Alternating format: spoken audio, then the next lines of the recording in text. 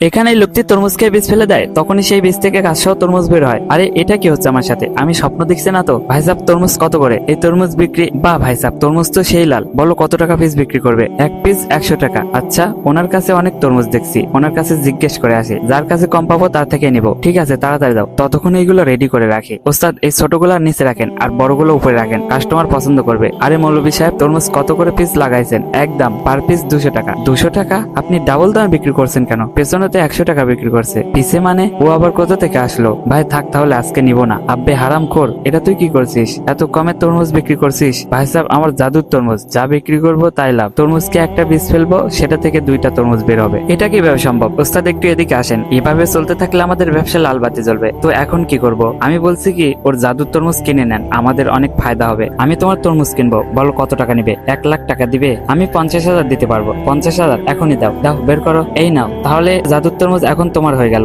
এমন সময় তাদের আর বুঝতে বাকি রইল না, সেই লোকটি তাদের বোকা বানিয়ে 50,000 টাকা মেরে দিয়ে চলে গেছে। হারামখোর, সব তোর জন্য হয়েছে।